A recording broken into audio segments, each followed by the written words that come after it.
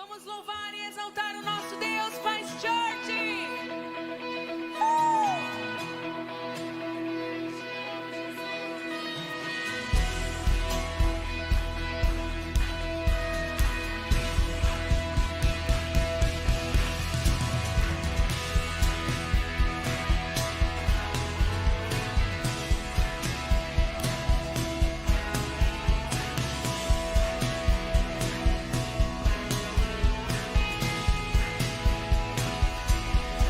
Olho para a cruz,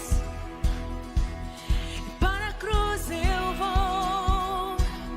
Se eu sofrer, participar da sua obra, vou cantar. Meu Salvador na cruz mostrou o amor do Pai, o justo Deus. Erga sua voz e cante. Pela cruz me chamou, gentilmente me atraiu, e eu, sem palavras, me aproximo, quebrantado por seu amor.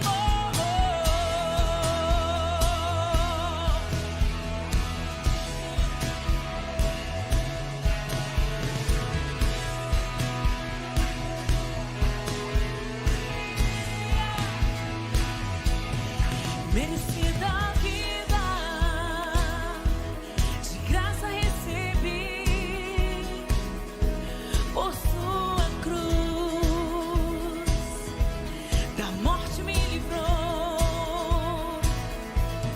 trouxe minha vida. Eu estava condenado, mas agora pela cruz eu fui reconciliado. Oh, pela cruz me chamou, gentilmente me atraiu, e eu, sem palavras, me aproximo, quebrantado por seu amor. Pela cruz me chamou, gentilmente me atraiu, e eu, sem palavras, me aproximo, quebrantado por seu amor. Com suas palmas, aleluia. Ele levou tudo, ele sofreu por nós, por nos amar. Aleluia. Impressionante é o seu amor.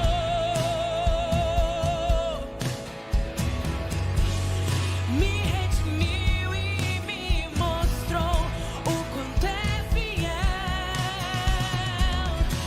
Impressionante é o seu amor, Jesus. Me redimiu e me mostrou o quanto é fiel.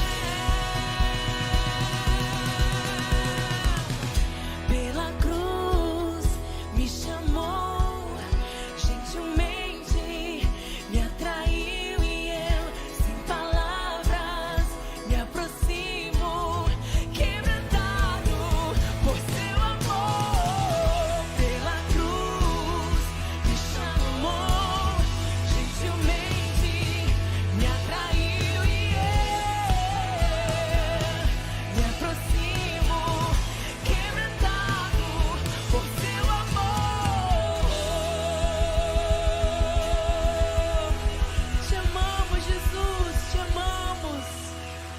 Aleluia. Não há outro como nosso Deus. Não há Deus como nosso Deus. Nós colocamos os nossos olhos fixos em Ti, Senhor. Esperamos de Ti. Te amamos, te amamos, te amamos.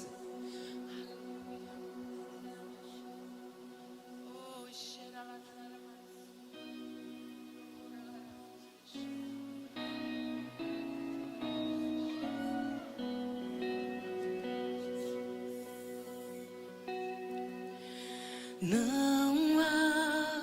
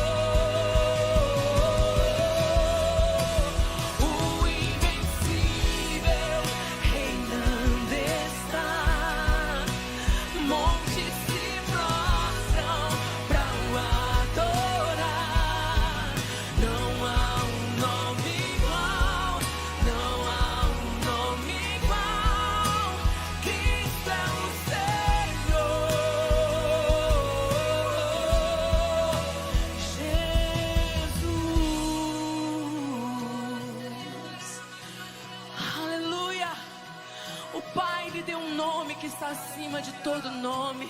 E ao nome de Jesus todo joelho se dobrará e toda língua confessará que Jesus Cristo é o Senhor. Oh! Com teu poder, cadeias se rompem, terra e céus adoram teu nome, o nome de Jesus. Oh! É santo, santo, santo. Com teu poder, cadeias se rompem, terra e céus adoram teu nome, o nome de Jesus, o nome de Jesus é santo, santo, santo. Erga os olhos, o Rei chegou, a luz do mundo nos alcançou. Não há um nome igual, não há um nome igual. Cristo é o Senhor. Vamos lá, erga sua voz, diga: o invencível. Yeah! Yeah! Montes se prostram ao adorar. Não há um nome igual, não há um nome igual, não há um nome igual, não há um nome igual. Jesus. Aleluia, aleluia, aleluia. Não há nome mais poderoso, não há nome mais lindo do que o nome de Jesus. Aleluia. Oh, Jesus, eu te amo. O Emmanuel está aqui, agindo no meio de nós, através de nós Ele está aqui. Quantos podem sentir a presença dEle? Erga suas mãos aos céus aí onde você está nesse momento. Comece a adorar a Ele, comece a expressar a sua adoração a Ele. Vamos encher este lugar com a nossa adoração.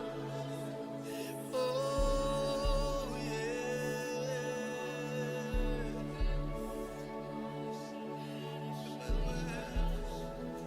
Estás aqui, estás aqui. Deus conosco, Deus sempre presente,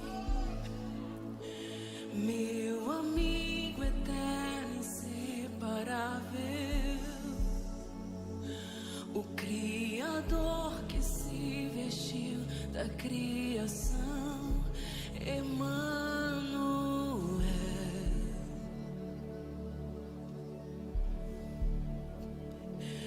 Deus conosco, Deus sempre presente, meu amigo eterno, inseparável, o Criador que se vestiu da criação, Emmanuel. Levantamos nossas vozes, as mãos que sustentam o universo, sustentam o meu coração. A voz que falou e tudo se formou.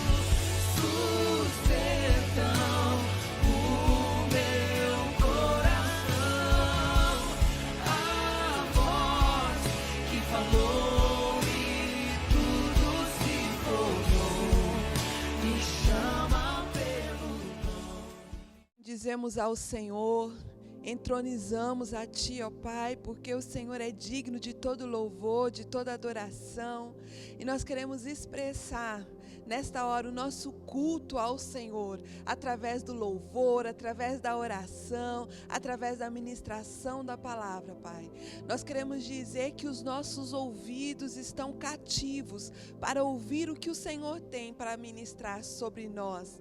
Nós queremos Te ouvir, nós queremos Te louvar, nós queremos Te dar toda a honra que é devida, Pai, pois só o Senhor merece, só o Senhor é digno.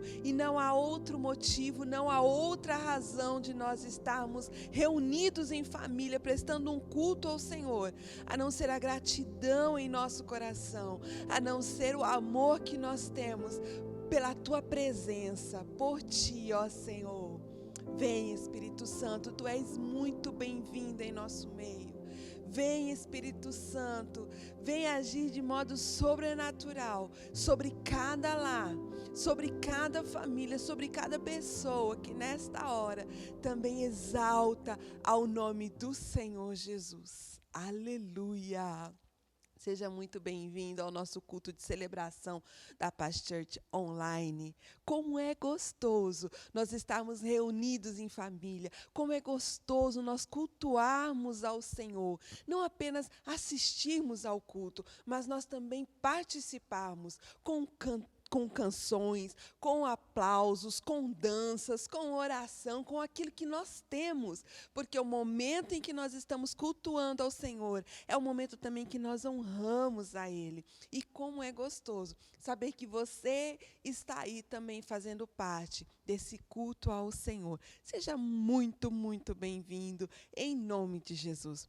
Vamos dar continuidade a esse culto que apenas começou, mas eu tenho certeza que já está transbordando bênçãos no seu coração, na sua casa, na sua família. Nós vamos ficar com a Agenda da Paz. Oi, gente, tudo bem? Vim aqui falar para vocês da nossa agenda. E nesse sábado agora, dia 19, às 19h30, temos nosso Giflame. E quem vai estar ministrando é o líder do Giflame Joinville. Não fica de fora, que vai ser muito bacana. Belezinha? E dia 26 temos a nossa Sexta Power, às 8 horas presencialmente aqui na igreja. Não fica de fora da nossa Sexta Power. E também temos o nosso Tadel. Ele está sendo online, mas o último Tadel do mês vai ser presencial. A gente vai estar avisando você nas nossas redes sociais. Não fica de fora do nosso treinamento avançado para líderes. E todas as quartas e quintas temos os nossos Life Groups. E se você não participa de um, te convido a estar participando de um. É muito legal. E também os nossos cultos de celebrações, às 10 horas da manhã presencial e online, para quem não pode vir presencialmente. E à noite, às 19 horas, também. Se você pode vir presencialmente, venha. Estamos seguindo certinho as regras de distanciamento, de uso de máscara e uso de álcool em gel também. E está sendo muito bacana e está muito legal. Não fica de fora nas nossas programações que está tendo toda semana. E segue a gente lá no YouTube, no Instagram e no Facebook. Deus abençoe vocês e tenha uma ótima semana. Aleluia! Muito gostoso a programação. Se você pode estar presencial, não perca essa oportunidade, porque é tão gostoso o convívio com os irmãos, é tão bom quando a gente se reúne em família e participamos dessas programações tão gostosas que estão sendo feitas especialmente para alegrar o nosso coração e promover uma comunhão maior entre nós, entre nossa família. Eu quero falar com você sobre a hora de você ofertar, de você contribuir com alegria. É um momento tão gostoso, é um momento tão importante também, né? Já cantou, já orou, e esse é o momento que você tem para ofertar na casa do Senhor Deus. Lá em 1 Crônicas, no capítulo 29, no versículo 14, diz bem assim: mas quem sou eu e quem é o meu povo para que pudéssemos contribuir tão generosamente como fizemos? Tudo vem de ti, e nós apenas te damos o que vem das tuas mãos. E o que me chama a atenção nesse texto é a generosidade que o Senhor Deus tem para conosco. E o que chama atenção também nesse texto é o entendimento que me vem, que nós não sustentamos o reino de Deus, é ao contrário, é Deus quem nos sustenta. Aqui nesse versículo 14, o finalzinho diz assim: tudo vem de ti e nós apenas te damos o que vem das tuas mãos. Ofertar é apenas oferecer ao Senhor com o coração grato, oferecer a Ele o que vem dEle e o que a Ele pertence. Olha que coisa maravilhosa que é ofertar. Então você oferta, porque é o Senhor quem tem te abençoado, é o Senhor que tem suprido as suas necessidades. E ofertar é uma forma de gratidão, é uma forma de agradecer. Obrigada, Senhor. Eu reconheço que tudo vem do Senhor, que tudo vem de ti. Muito obrigada. Vai aparecer aí na nossa tela os nossos dados bancários para você poder estar contribuindo. Lembre-se que é um privilégio você ofertar na casa do Senhor Deus. Você vai poder contribuir através do Pix, através de uma transferência bancária, da forma que achar melhor, que você considerar melhor. Mas antes desse momento, eu quero estar abençoando a sua vida. Obrigada, Senhor. Obrigada, Jesus, porque essa pessoa tão generosamente está contribuindo. Abriu o coração e a palavra pôde ser semeada em solo fértil, Pai. Muito obrigado. Que as bênçãos do Senhor abundem, superabundem na vida dessa pessoa. Não porque ela está entregando um valor financeiro, mas porque ela está te honrando. Ela está dizendo: Senhor, muito obrigada. Tudo que eu tenho vem de ti e eu quero reconhecer isso através das minhas finanças, através da oferta que faço nessa hora. Muito obrigada, Senhor. Abençoe em nome de Jesus. Amém. Amém.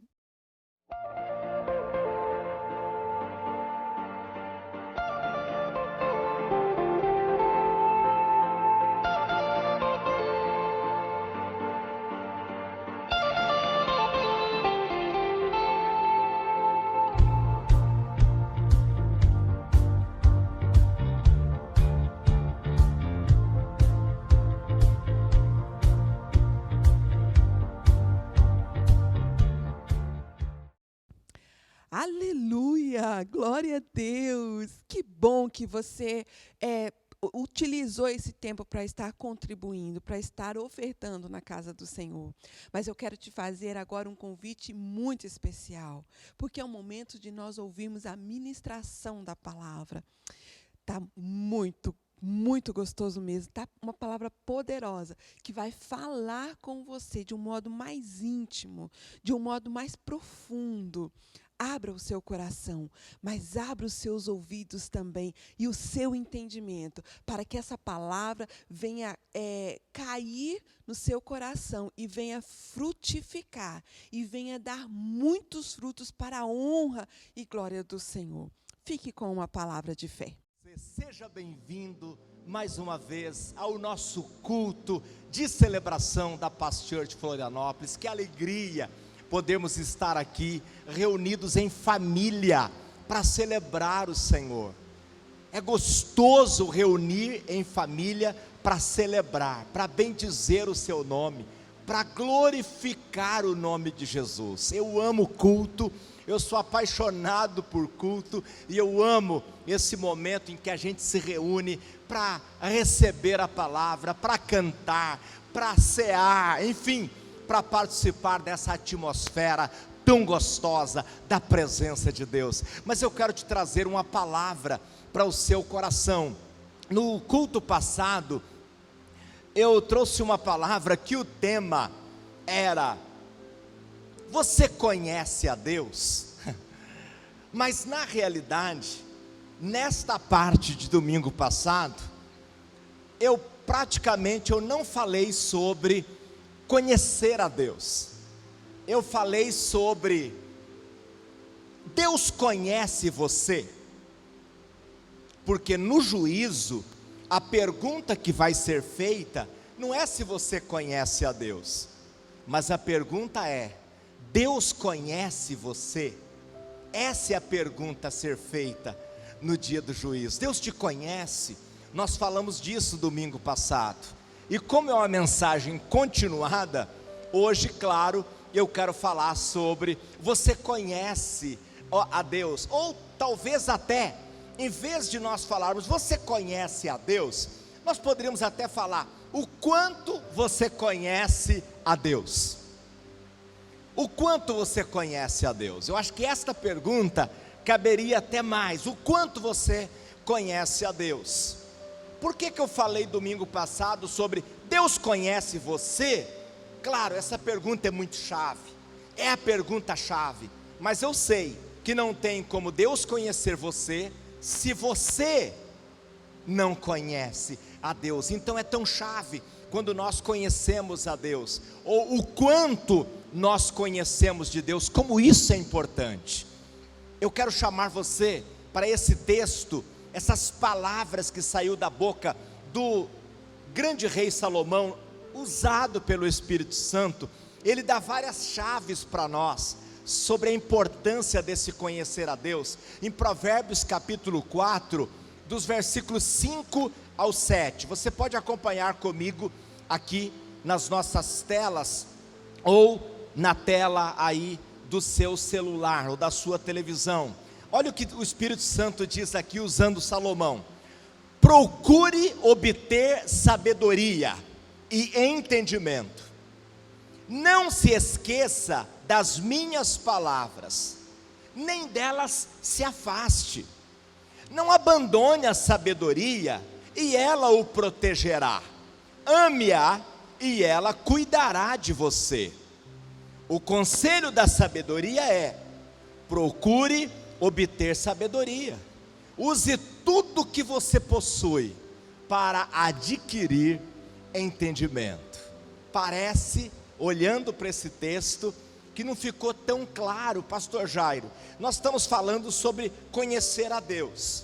O Salomão está falando sobre obter sabedoria e entendimento. Qual é a ligação? Vamos entender então, primeiro, o que significa a palavra sabedoria no sentido bíblico. No sentido bíblico, sabedoria é a capacidade para fazer boas escolhas e distinguir o que é bom ou o que é ruim. É uma capacidade que nos é dada, uma capacidade que nós adquirimos para que possamos tomar as decisões, fazer as escolhas, agir do modo correto. Você conhece pessoas que são muito inteligentes, elas ganham o mundo, elas constroem império, elas ganham o mundo através do seu talento, ou da sua fama, da sua voz, ou das suas estratégias de negócio, e essa pessoa constrói coisas gigantescas, mas ela nem sequer tem uma família, não consegue ter um casamento feliz, não consegue ser feliz nas demais áreas da sua vida. O que está acontecendo com essa pessoa? O que é que aconteceu? Ela é muito inteligente, mas ela não tem sabedoria, falta para ela a sabedoria, e eu quero te explicar isso com alguns detalhes para você entender. Primeiro detalhe: a sabedoria é uma pessoa. Você quer ver o que diz o apóstolo Paulo na primeira carta aos Coríntios, no capítulo 3, aliás, no capítulo 1, no versículo 30, olha o que ele diz aqui, ó: foi por iniciativa de Deus que vocês estão em Cristo Jesus, que se tornou a sabedoria de Deus em nosso favor, nos declarou justos diante de Deus, nos santificou e nos libertou do pecado. Então, ou seja, Jesus, ele tornou-se a sabedoria de Deus em nosso favor, a sabedoria de Deus para nós. Então você concorda comigo que a sabedoria é uma pessoa? Que quando o Salomão está dizendo, busque a sabedoria, busque obter a sabedoria, você precisa disto, então ele está falando, quando você busca a sabedoria, você está buscando a Jesus. E a sabedoria também, ela é um espírito. Olha o que diz aqui no livro de Isaías capítulo 11, no versículo 2: Eu até coloquei entre parênteses Jesus ali, para você poder entender o contexto. É uma profecia sobre Jesus. O profeta Isaías, ele profetizou isto 700 anos antes de Jesus vir.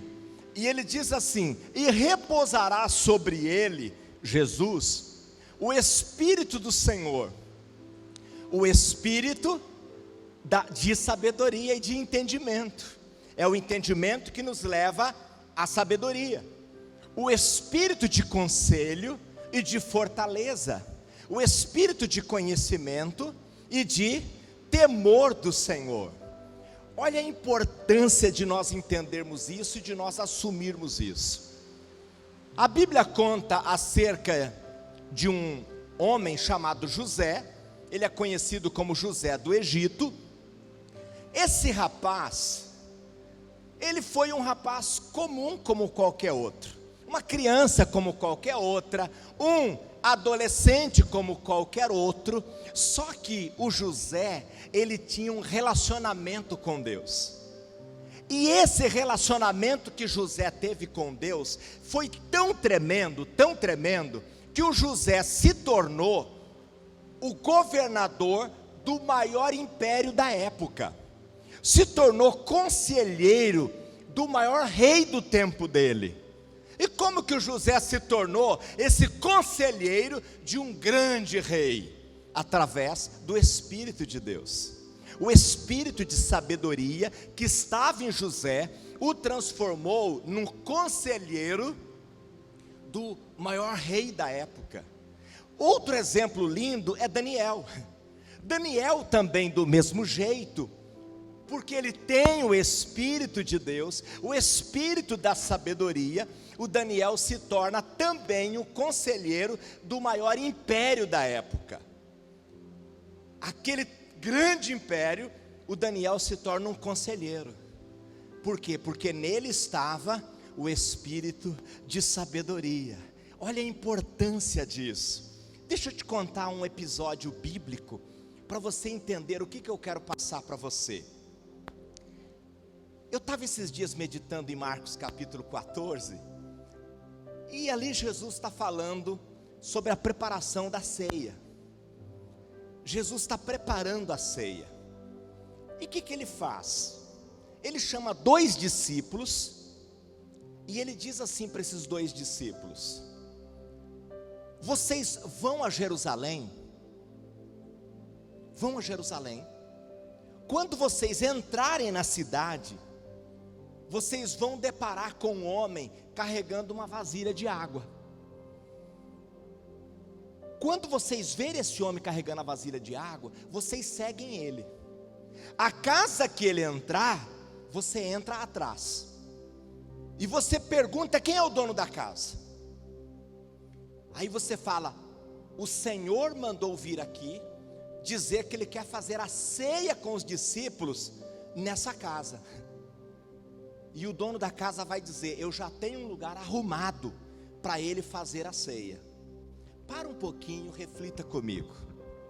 Você percebe quanta coisa aconteceu para que quando os discípulos chegassem em Jerusalém, quando eles entrassem em Jerusalém, sincronizado com esse homem que vinha com a vasilha de água, encontrar com os discípulos, e os discípulos seguir ele, entrar naquela casa, aquele homem já tinha um local reservado e limpo e preparado para a ceia. Jesus sabia exatamente a hora que aquele homem estaria andando ali, com aquela vasilha de água. Sabe o que eu quero dizer para você? Imagina esse espírito de sabedoria que está em Jesus, que estava sobre Jesus no seu ministério terreno, esse Espírito de Deus que está sobre nós. Imagina esse Espírito de Deus com plena e total liberdade sobre as nossas vidas. Ele sabe quanto é a cotação do dólar amanhã. Ele sabe como vai acontecer as variações da bolsa de valores amanhã. Ele sabe. Ele sabe cada detalhe. Ele sabe tudo. Imagina pessoas como José hoje, como Daniel hoje, cheio desse espírito de sabedoria, para aconselhar reis, para tomar decisões baseadas no Espírito de Deus e realizar coisas grandes e poderosas. Sabe o que acontece? Por isso que eu comecei perguntando: o quanto você conhece a Deus? O quanto você conhece a Deus determina o quanto de sabedoria você vai ter. O quanto de sabedoria você vai ter é determinado pelo quanto você conhece a Deus. É muito lindo isso, é muito lindo. Mas eu quero aprofundar um pouco mais, fazendo essa pergunta aqui junto para nós respondermos. O que significa ser uma pessoa de sabedoria e entendimento? O que significa isso? Precisamos entender isso com detalhes, para que possamos ser como nós falamos aqui do José, do Daniel, Jesus, tendo revelação de cada detalhe, da coisa lá na frente. Quando ele precisava do jumentinho, para entrar em Jerusalém triunfante, ele disse assim: vocês vão à rua tal, e lá vai ter um jumentinho amarrado, vocês chegam lá e desamarra ele, vai vir alguém e vai falar: o que vocês vão fazer com o jumentinho? Vocês vão dizer assim: o Senhor precisa dele. E ele vai dizer: pode levar. Jesus tinha passado por lá e visto o jumentinho? Não. Jesus já tinha ido na casa daquele homem e conversado com ele: você me cede o seu salão de festa para eu fazer a ceia com os meus discípulos? Não, nada disso. Jesus estava com o espírito de sabedoria. Então o que significa ser uma pessoa de sabedoria e entendimento? Vamos lá, Salmo 14, versículo 2, o salmista ele responde assim para nós essa pergunta: o Senhor olha dos céus para toda a humanidade, para ver se alguém é sábio. Então Deus está olhando dos céus para ver se alguém é sábio. E aí na outra frase, se alguém busca a Deus. Essas duas últimas frases, elas têm o mesmo sentido. O mesmo sentido.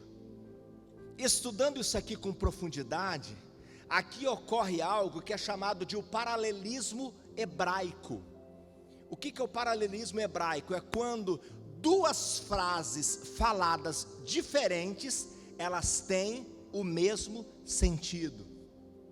Ou seja, significa a mesma coisa. Então, o que significa uma pessoa ser sábia, ou ter sabedoria e ter entendimento? Deus olha e Ele está vendo, existe alguém que é sábio, alguém que busca a Deus. Então quem é? É uma pessoa que busca a Deus, mas o busca a Deus com intensidade, o busca a Deus com profundidade. Vamos voltar naquele texto de Salomão novamente, vamos entender bem claro o que o Salomão fala ali para nós. Provérbios capítulo 4, 5 ao 7. Procure obter sabedoria e entendimento. Ouça bem, procure obter. Não se esqueça das minhas palavras e nem delas se afaste. Não abandone a sabedoria, e ela o protegerá. Ou seja, a sabedoria vai dizer assim: não sai de casa agora não, porque ali na frente tem alguém que está assaltando. A sabedoria vai dizer: espera um pouquinho, não vai para essa viagem agora, passa pela outra rua, faz assim, propõe isso, pode comprar, pode vender, pode casar, pode resolver, pode fazer. A sabedoria vai dizer isso para você. E ele diz assim: não abandone a sabedoria, ela protegerá. Ame-a e ela cuidará de você. Se você amar a sabedoria, ela vai cuidar de você. Ela vai garantir cuidado para você. Por exemplo, o casamento. Vamos falar do casamento. O mundo diz que o casamento é um tiro no escuro. O mundo diz que o casamento é um jogo de loteria. Você não sabe com quem vai casar. A pessoa não se mostra quem ela é durante o período do romance, não é verdade? Ela só se revela depois. Como então a pessoa pode tomar uma decisão de casamento e não errar? Ela precisa de sabedoria. A questão da sabedoria, ela vai interferir, ela vai cuidar, ela vai proteger. Então por isso precisa ser amado. Só que ele continua dizendo assim: o conselho da sabedoria é, quem é a sabedoria? O próprio Jesus. Quem é a sabedoria? O Espírito Santo. Então ele dá um conselho para você. O conselho da sabedoria é, o que ele diz aqui? Procure obter sabedoria. Use tudo. Diga comigo, tudo. Use tudo que você possui para adquirir entendimento. Tem pessoas que para comprar um livro que custa 20, 30 reais, ela fala, não vou comprar não. Prefiro comprar uma pizza e pago 50, no outro dia a pizza não existe mais. Aquela pessoa que foi usada por Deus, juntou tudo que ela viveu em 30 anos de experiência e colocou naquele livro. E vendeu por 20, 30 reais. Puxa, aquilo ajudaria tanto. Estou falando de um livro. Mas eu estou falando também do tempo empregado na leitura da Bíblia, de estudar a Bíblia. Sabe o que acontece de modo geral? Nós usamos tudo que nós temos para adquirir dinheiro. Usamos tudo que nós temos para adquirir as coisas que nos agradam. Eu vou fazer uma pergunta para você, você não precisa responder. É só para nossa reflexão. O que é mais gostoso? Mais gostoso? 2 horas assistindo um filme no Netflix?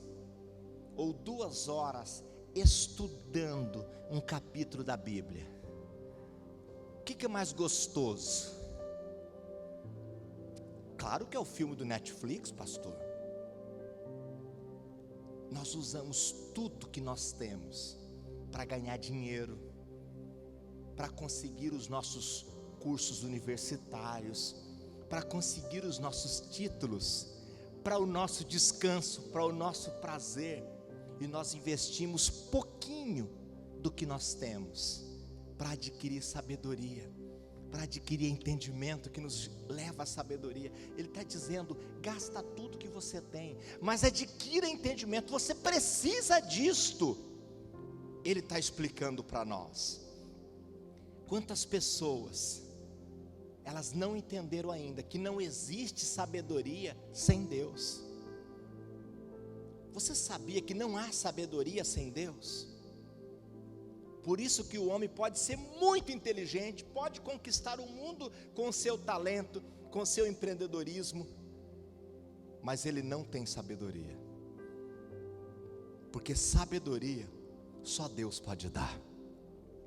Voltando ao Salmo 14, só que agora no versículo 1, olha o que Deus diz através do salmista: diz o tolo em seu coração, Deus não existe. Em outras palavras, eu não preciso de Deus. Deus não existe. Por que eu vou dedicar tempo para Deus? Para que eu vou dedicar tempo em ler a Bíblia? Eu vou dedicar tempo então estudando coisas da minha profissão, daquilo que vai me levar a ganhar dinheiro. Só que é de Deus que vem a sabedoria. Corrompem-se e cometeram atos detestáveis. Não há ninguém que faça o bem. Aí as decisões são péssimas. Aí toma decisões horríveis. Pessoas que conquistam o mundo, mas não conseguem tomar decisões que vão levá-la, que vai levá-la a ser uma pessoa bem-sucedida consigo mesmo, com a sua casa, com a sua família, com a paz interior. Elas não conseguem. Por que não conseguem? Porque elas buscaram as riquezas erradas.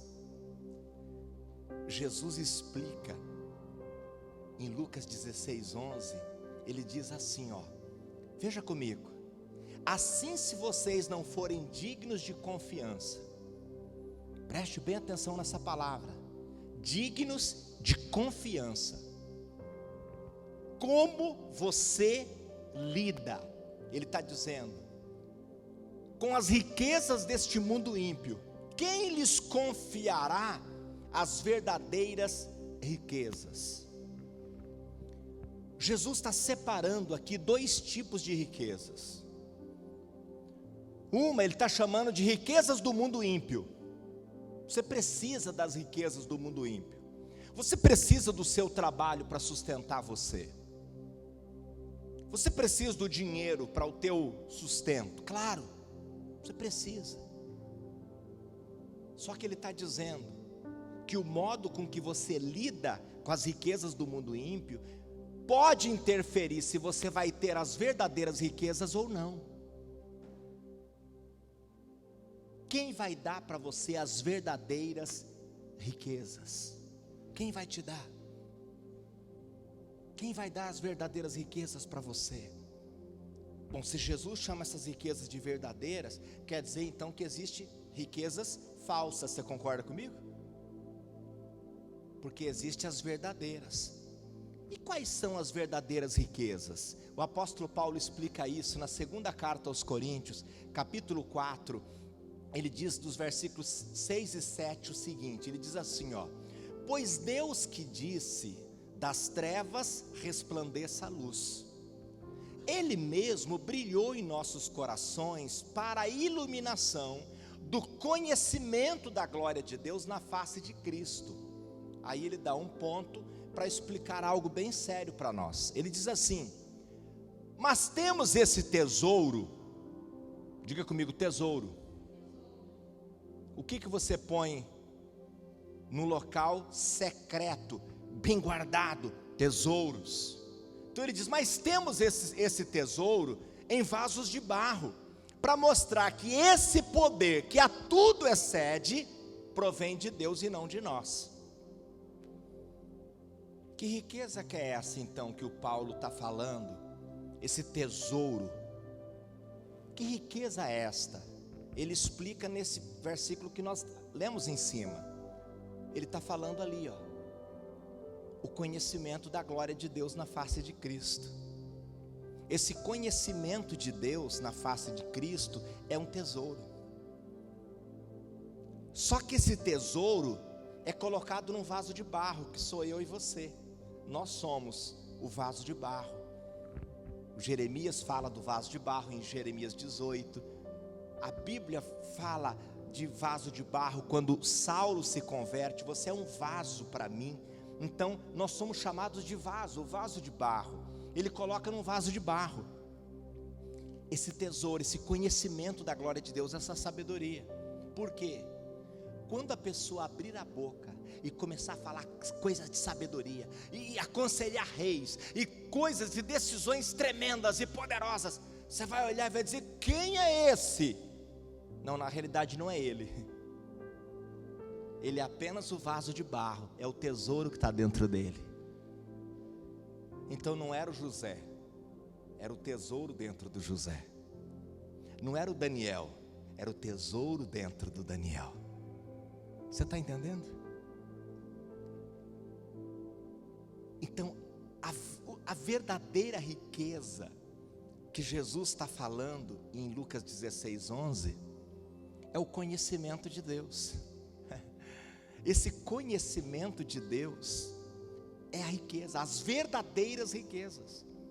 Mas sabe um erro que nós cometemos? Nós investimos tempo, nós investimos dinheiro, nós investimos energia, nós empregamos tudo nas riquezas desse mundo ímpio. E não priorizamos as verdadeiras riquezas. O apóstolo Paulo ainda explica isso na carta aos Colossenses, capítulo 2.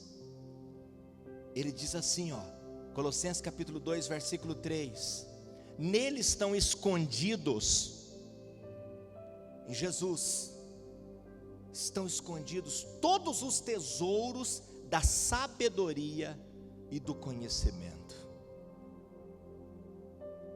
nele estão escondidos. O que você entende pela palavra escondido? O que você entende pela palavra escondido? Está escondido nele. Pode falar. O que você entende por escondido? Quer dizer que não está à vista. Eu vou ter que escavar, não é verdade? Eu vou ter que escavar, eu vou ter que buscar, porque nele estão escondidos todos os tesouros da sabedoria e do conhecimento. Então, quanto mais eu gasto tempo com ele, quanto mais eu busco, quanto mais eu leio a sua palavra, quanto mais eu invisto na busca dessa sabedoria, mais eu vou alcançar esse tesouro que está escondido, a sabedoria que está escondido. Aí eu compreendo o que Jesus está dizendo. Quer dizer então que existe as riquezas falsas e as riquezas verdadeiras. É claro que nós precisamos das riquezas desse mundo, ou seja, dos recursos deste mundo, para que possamos nos manter. Mas qual é a nossa prioridade? Qual é a prioridade que nós temos? Qual é a sua prioridade? É em conseguir recursos desse mundo? Acumular bens desse mundo? Até quando ele dura? Vamos imaginar uma pessoa que tem milhões de reais e ela está vivendo uma vida bem legal. Ela faz passeios legais, férias legais, come muito bem, veste uma boa roupa, ela vive despreocupada com o dinheiro que ela tem. Mas e a hora que ela morre?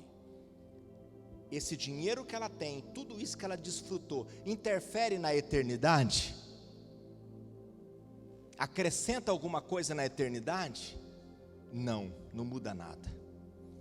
Você pode ser a pessoa mais rica do planeta Terra, morreu, nada muda na eternidade. Agora, você pode ter vivido uma vida bem rasa, como Lázaro, da parábola de Lucas 16, que Jesus conta, que comia das migalhas que caía da mesa do rico. Mas se você buscou os tesouros escondidos, as verdadeiras riquezas, aí sim vai interferir na eternidade. E ainda que o homem viva 120 anos, mas o que são 120 anos comparado com a eternidade? Nada pode ser comparado à eternidade. A eternidade não são 1000 anos, a eternidade não são 10.000 anos, não são 100.000 anos, é eternidade. O Moisés tinha uma consciência muito clara sobre isso, ele tinha uma paixão. Êxodo 33:13, ele diz assim, se é verdade que te agradas de mim, permita-me conhecer teus caminhos, para que eu te conheça melhor e continue a contar com teu favor. Se te agradas de mim, deixa eu te conhecer, eu preciso te conhecer.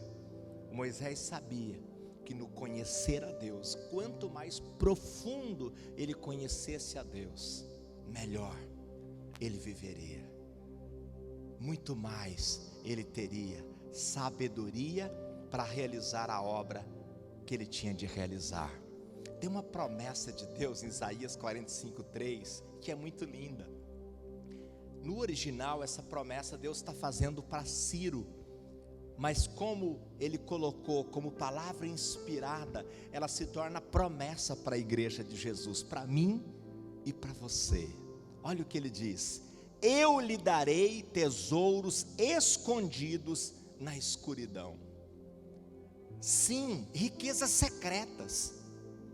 Farei isto para que saiba que eu sou o Senhor, o Deus de Israel, que chama você pelo nome. Olha o que Deus promete para você: eu lhe darei tesouros escondidos. Existem riquezas secretas que você vai conquistá-las na profundidade da intimidade. deseja, queira essas riquezas secretas. Queira isso, queira isso. Riquezas secretas, tesouros escondidos. Ele quer nos revelar. Você quer essas riquezas escondidas, esses tesouros secretos? Ou, parafraseando Jesus, as verdadeiras riquezas? Se você deseja, é mergulhar no conhecer a Deus. É mergulhar. Quanto mais você conhecer a Deus, quanto mais você conhecer a Deus, muito mais das riquezas da sabedoria você terá. Muito mais esses tesouros secretos de Deus virão para sua mão. Aleluia. O apóstolo Paulo, ele pastoreava as igrejas através das cartas. E ele está orando pela igreja de Éfeso, pelos irmãos efésios. Olha a preocupação dele. Ele está orando aqui aos Efésios 1, a partir do versículo 17. Olha a oração dele. Peço que Deus, o Pai glorioso de nosso Senhor Jesus Cristo, lhes dê sabedoria espiritual e entendimento, para que cresçam no conhecimento dele. A oração dele, eu estou orando para que Cristo lhes dê sabedoria espiritual e entendimento, para que vocês cresçam no entendimento dele. Oro para que seu coração seja iluminado, a fim de que compreendam a esperança concedida àqueles que ele chamou e a rica e gloriosa herança que ele deu a seu povo santo. Aí ele fala acerca dessa herança. Também oro para que entendam a grandeza insuperável do poder de Deus para conosco, os que cremos. É o mesmo poder glorioso que ressuscitou Cristo dos mortos e o fez sentar-se no lugar de honra à direita de Deus nos domínios celestiais. Vocês precisam entender isso, ele está dizendo. Então ele está orando para que a igreja de Éfeso entenda o poder que tem, a herança que tem. Para que vocês saibam que o poder que ressuscitou Jesus entre os mortos, esse mesmo poder, ele está hoje à sua disposição. É herança para você. Quando nós chegamos num local onde está tendo um velório, alguém faleceu, está ali, né, sendo velado, passa pela tua cabeça assim: acho que eu vou orar e vou ordenar que esse falecido ressuscite. Passa isso de modo geral pela nossa cabeça? Não. Nós olhamos: ah, meu Deus, que coisa, faleceu, e agora? A família está triste, todo mundo triste, olha só. E o apóstolo Paulo dizendo: se vocês entenderem, se vocês tiverem essa iluminação, se vocês tiverem esse entendimento, se vocês compreenderem isso daqui, a herança que vocês têm, se vocês compreenderem o poder que cabe a vocês, que vocês têm, olha, vocês vão fazer proezas. Sabe por que a igreja nos últimos anos ela cresceu tanto, mas não mudou as cidades, não mudou a sociedade? Porque a igreja não entendeu, não compreendeu de fato quem é, não entendeu o seu lugar, o seu papel, conheceu Deus superficial e não na profundidade. De modo geral, a igreja não foi para as profundezas, para o lugar secreto, para entender de fato quem é Deus. E o não entender disso fez com que a igreja não operasse o seu papel. A igreja não conseguiu transformar a sociedade, porque não conheceu Deus na profundidade. Então a questão é: o quanto nós conhecemos de Deus? O quanto estamos dispostos a escavar para chegar na profundidade e extrair as riquezas que estão no lugar secreto? Disso vai depender as decisões que vamos tomar, as atitudes que vamos ter e as consequências que teremos na eternidade. Para encerrar, eu quero encerrar com esse segundo ponto: as consequências de não se buscar a sabedoria e o conhecimento. Quais são as consequências disso? Vou te mostrar através de Jesus, nesse texto de Lucas 19, 41 a 44. Preste bem atenção. Quais são as consequências de não buscar sabedoria e conhecimento? Quando Jesus se aproximou de Jerusalém e viu a cidade, começou a chorar. Para você que não conhece Jerusalém, deixa eu te explicar. Jerusalém é uma cidade cercada por montes. Tem montes à volta de Jerusalém. Então, de qualquer lugar que você estiver vindo para Jerusalém, você vai subir um monte, e quando chega aqui em cima, você se depara com a cidade. Então, se você estiver numa caravana, por exemplo, chegando em Jerusalém, quando chega perto, começa aquela contagem regressiva: 10, 9, 8, 7, 6, 5, 4, 3, 2, 1, Jerusalém! Aí tem um local onde para a caravana, e ali você vai ficar contemplando Jerusalém, celebrando a cidade de Jerusalém. É algo assim fantástico, fantástico. Espero que um dia você faça isso. Então Jesus está vindo para Jerusalém, e quando ele chega nessa parte de cima do monte, que dá para Jerusalém, ele olha para Jerusalém e ele começa a chorar. Você consegue imaginar Jesus chorando? Porque não estou falando de um ser emocional como eu e você, que choramos até no filme que estamos assistindo. Estou falando de Jesus. Você consegue imaginar Jesus chorando? Jesus chorou quando olhou para Jerusalém e começou a chorar. E por que ele começou a chorar? Ele diz assim: como eu gostaria que hoje você compreendesse o caminho para a paz. Você viu agora esses dias aquele partido terrorista Hamas, que lançou quase 2.000 mísseis sobre Israel? Isso é uma coisinha da história de Israel. Israel foi varrida do mapa no ano 70 após Cristo. Roma destruiu, e tantas outras coisas aconteceu com Israel, com o povo de Israel. Na Segunda Guerra, no Holocausto, 6 milhões de judeus foram exterminados no campo de concentração, nas câmaras de gás. E por que todo esse sofrimento? E por que tudo isso que aconteceu com Israel? Jesus está dizendo aqui: como eu queria que vocês compreendessem. Ele está chorando, ele diz: como eu queria que vocês compreendessem o caminho para a paz. Aí na próxima tela: agora porém, isso está oculto aos seus olhos. Não é que Deus tampou os olhos deles para eles não verem, não, é que eles estavam de olho na letra e não no autor. Eles estavam de olho na religião e não naquele que está acima de tudo. Eles estavam olhando para os dogmas, eles estavam olhando para aquilo que está escrito, que os homens escreveram, e eles não estavam olhando para o autor da vida que estava ali diante deles. Eles não viram, não enxergaram.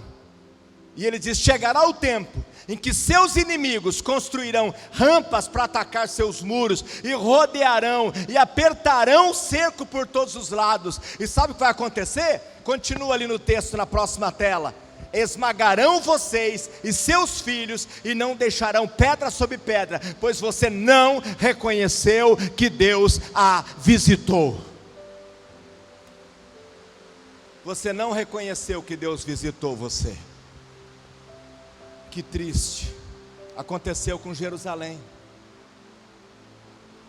O não reconhecer. Não buscaram a sabedoria. O que aconteceu? Perderam a oportunidade de viver debaixo da graça. Quanto sofrimento aconteceu, porque não entenderam, não buscaram a sabedoria. Mas sabe de uma coisa? Para finalizar,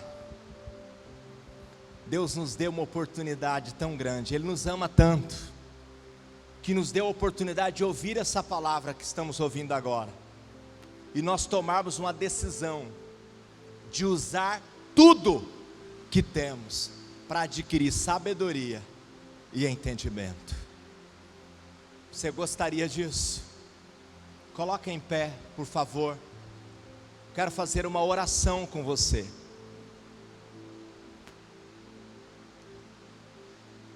Se você deseja tomar essa decisão, eu vou buscar sabedoria, eu vou buscar a Deus profundamente. Eu não vou servir a Deus apenas quando dá, quando sobra tempo. Não, eu vou tirar diariamente tempo de estudo da palavra. Eu vou buscar a palavra. Eu quero ter conhecimento, eu quero ter sabedoria, eu quero essa sabedoria me tomando, eu quero esses tesouros ocultos, eu quero viver isso, eu quero ser um sábio de verdade. Eu não vou tratar a palavra de Deus de qualquer maneira, eu não vou virar as costas para as coisas ocultas, eu não vou buscar a sabedoria do mundo e deixar as verdadeiras sabedorias de lado. Não, eu vou buscar a verdadeira sabedoria, eu vou mergulhar na busca por Deus. Se você está fazendo esse voto, levante uma das suas mãos que eu quero orar com você. Pai, o primeiro a levantar a mão aqui sou eu. Eu quero, o que eu conheço do Senhor é tão pouco baseado no que eu quero aprofundar, eu quero mais, eu quero gastar mais tempo, eu quero me aprofundar na busca por esses tesouros escondidos. O Senhor nos promete nos dar os tesouros escondidos, a sabedoria, o entendimento. Eu quero, Pai querido, eu quero, e esta pessoa que levanta a mão comigo, ela está dizendo: eu também quero. Ajude-nos, ó Pai, ajude-nos a priorizar e a entender. Não queremos fazer como Jerusalém, nós vamos entender e praticar isso. O Senhor nos visitou, o Senhor está conosco e nos quer dar a verdadeira sabedoria. Nos apossamos disto agora, em nome de Jesus. E você diga amém. Amém.